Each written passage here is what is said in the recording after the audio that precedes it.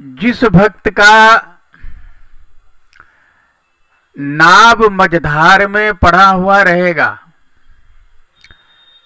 वो निश्चित ही भगवान को पुकारेगा।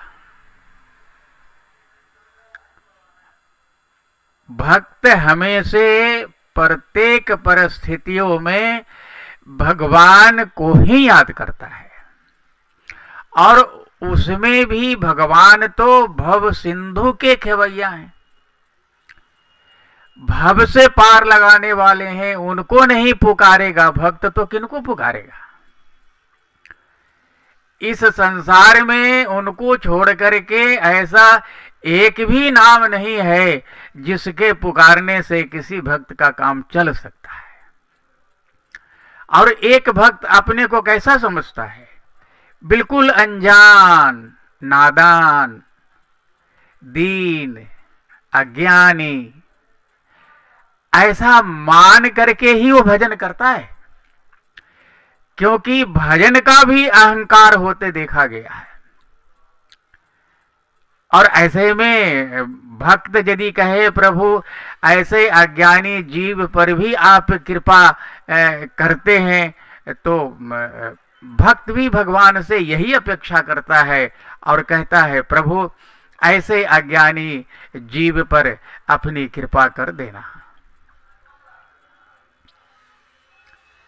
सबरी जी, मीरा जी, जटायु जी, इन लोगों ने कहाँ वेद पढ़ा था महाराज? कहीं भी वर्णन नहीं है कि कभी जटायु जी गुरुकुल में गए थे, सबरी जी, मीरा जी गुरुकुल में गई थी, वेद पढ़ी थी, कुछ नहीं।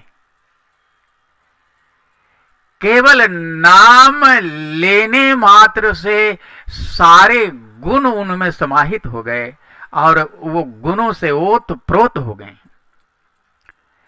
ऐसे में एक सामान्य भक्त भी अपेक्षा कर सकता है कि हे नाथ, आप नाथ हैं और हम अनाथ हैं, इसलिए आपको मेरा भी दुख मिटा देना चाहिए। आप अपने भक्त को दुख में क्यों देखना चाहते हैं? उसका दुख मिटा दीजिए। भगवान करुणा के सिंधु हैं और हम एक उसका बिंदु हैं, उस करुणा के बिंदु हैं और उन्हीं के शरण में पड़े हुए हैं। उन्हीं का दिया हुआ पहनते हैं, उन्हीं का दिया हुआ खाते हैं, उन्हीं के नाम का निरंतर स्मरण करते हैं। तो वो भक्त क्यों नहीं चाहेगा कि ठाकुर जी आकर के हमारी हाथ पकड़ लें और अपनी शरण में ले लें? और यदि ऐसा चमत्कार हुआ तो उस भक्त का तो दोनों हाथ में लड्डू ही लड्डू रहेगा, क्योंकि उसके मानव तन धारण करने का लक्ष्य पूरा हो जाएगा और ये उसका मानव जीवन भी सफल हो जाएगा।